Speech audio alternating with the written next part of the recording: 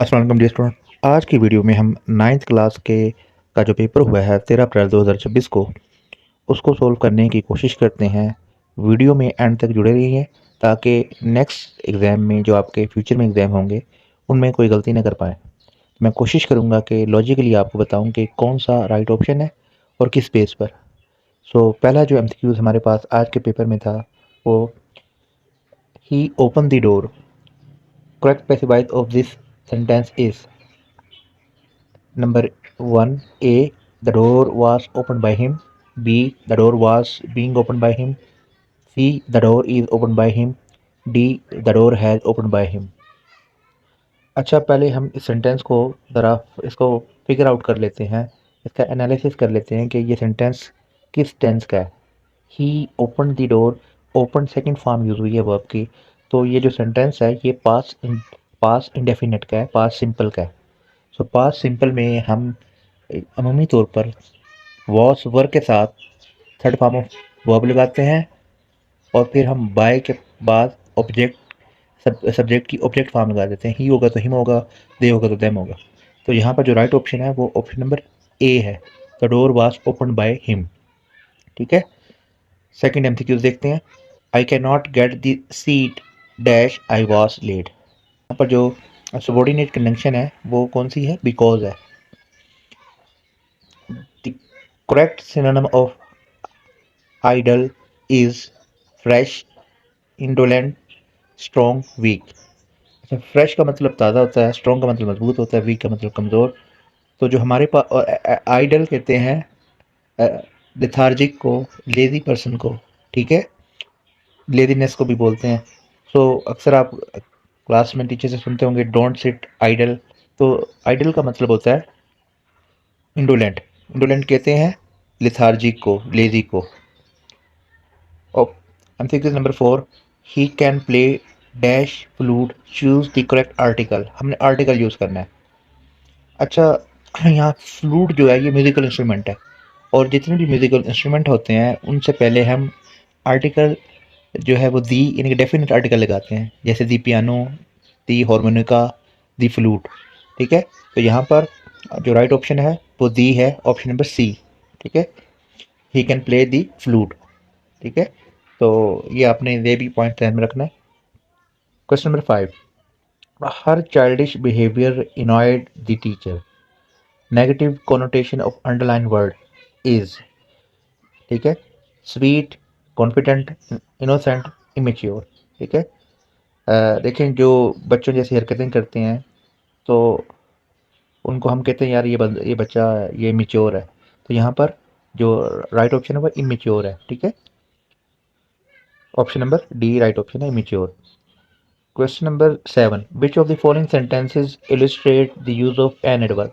यानी कि इन सेंटेंसेस में किस में एडवर्ब झलक रही है या एडवर्ब की मिसाल है। देख लेते हैं हम। द फ्लावर्स आर ब्यूटीफुल, नहीं इसमें नहीं है। B option, she speak English fluently, इसमें है फ्लुएंटली एल वाई हुआ है। A dog bit the horse, the girl is fond of music. तो यहाँ जो ऑप्शन नंबर बी है, ठीक है, तो ये एडवर्ब ऑफ मैनर को शो कर रहा है। फ्लुएंटली का मतलब रवानगी से, तो ये how she speak English fluently. तो option number B right option है, ये एडवर्ब है, adverb of manner. Question number 7, choose the correct sentence. Saad and his family lives in Lahore, ये इनकरेक्ट है क्योंकि देखें सब्जेक्ट जो प्लूरल है तो लिव होना चाहिए था। Option number B, passenger are injured in the accident yesterday. अच्छा, येस्टरडे कह रहा है तो और आर लगा रहा है तो ये गलत है, वर लगाना चाहिए था इसको। सी ऑप्शन देखते हैं, she finish her work yesterday. अब यहाँ पे पास रिसेंट पास्ट है तो ये येस्टरडे ये राइट ऑप्शन है। ठीक है, और अगर यहाँ नेक्स्ट भी देख लेते हैं, दी बर्ड्स वाज सिंगिंग, बर्ड्स कह रहे हैं तो बस प्लूरल है तो वर आना चाहिए यहाँ पर। तो यहाँ पर जो राइट ऑप्शन है वो ऑप्शन नंबर सी है। ठीक है, क्वेश्चन नंबर 8। क्वेश्चन नंबर 8 की तरफ आते हैं।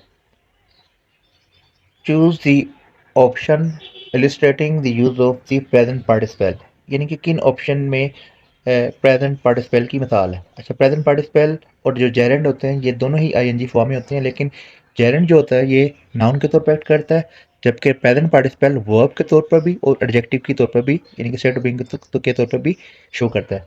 तो यहाँ पर हम देख लेते हैं, travelling is good for the mind, ये जेरेंड है, मतलब सफ़र करना, ना साउंड भी ना आ रहा है।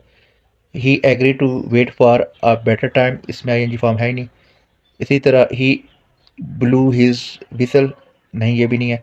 तो यहाँ पर जो राइट ऑप्शन है वो ऑप्शन नंबर सी है, दी रनिंग वाटर। देखें यहाँ रनिंग वाटर को एक्सप्लेन कर रहा है, वाटर यहाँ पर पार्ट ऑफ स्पीच पे नाउन है, तो रनिंग आईएनजी पे है, खत्म हो रही है, यानी कि चलने वाला पानी इज कोल्ड। ठीक है, तो यहाँ पर राइट ऑप्शन क्या है, जो प्रेजेंट पार्टिसिपल है वो the running water is cold, ये राइट ऑप्शन है। Question number 9, I believe in his innocence, the underline line part of sentence is, innocence क्या है? ठीक है, यहाँ देख लेते हैं हम, एडजेक्टिव है, एडवर्ब है, इंटरजेक्शन है, नाउन है। अच्छा, यहाँ पार्ट ऑफ स्पीच में अगर हम देखें तो इनोसेंस नाउन है, अगर इनोसेंट होता तो एडजेक्टिव होता, तो यहाँ पर option number D right option है। ठीक है, MCQ number 10, which of the following sentences is the example of simile, simile की कौन सी एग्जांपल है? अच्छा, सिमिली के लिए आपको सिर्फ एक दो चीज़ें ध्यान में रखनी है, कंपैरिजन हो लाइक और एज के साथ, तो जहाँ भी लाइक और एज होगा तो आपने फ़ौरन गैस कर लेना कि ये सिमिली है। तो इन फिक्रों में देख लेते हैं हम, टाइम फ्लाइज, नहीं ये भी नहीं है। The news was a dagger to his heart, नहीं। Youth is full of pleasure, नहीं। He is as proud as a peacock, तो ये जो डी ऑप्शन है, क्योंकि इसमें एज आया हुआ है, कंपैरिजन और किया जा रहा है, तो ये राइट ऑप्शन है, option number D right option है। Question number 11, the boy in the red shirt is new here, the underline phrase is, for the time being अगर हम इस अंडरलाइन वर्ड को हटा देते हैं, हम कहते हैं the boy is new here, जो लड़का है वही नया है यहाँ पर, तो कौन सा लड़का?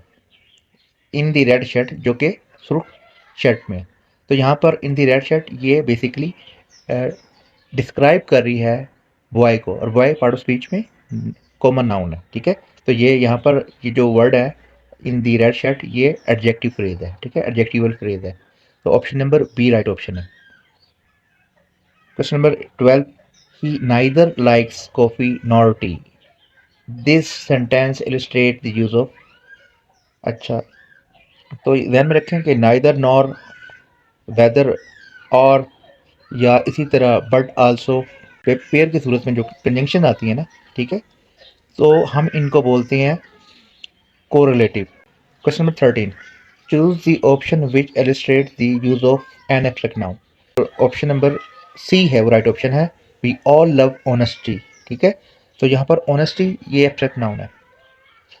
14, choose the sentence which illustrate the use of compound preposition, यानी कि कंपाउंड, यानी कि प्रपोजिशन जो होती है ना, जैसे पेयर की सूरत में आ जाए, कम्बिनेशन की सूरत में आ जाए, तो उसको हम कहते हैं कंपाउंड।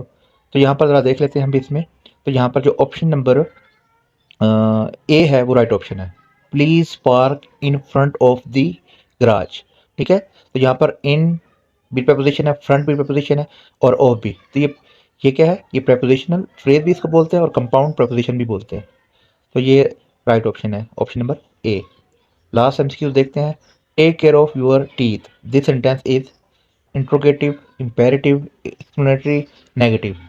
अच्छा, यहाँ पर देखें, सेंटेंस जो है ये वर्ब से शुरू हो रहा है, टेक, यहाँ ये नहीं कहा गया कि you take care of your teeth.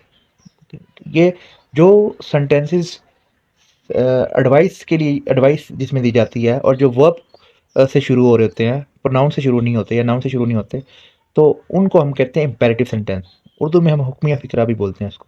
तो यहाँ पर जो राइट ऑप्शन है वो ऑप्शन नंबर बी है। सो उम्मीद करता हूँ आपको ये वीडियो पसंद आई होगी, अगर पसंद आई हो तो आपने इसको लाइक करना है। Thank you so much.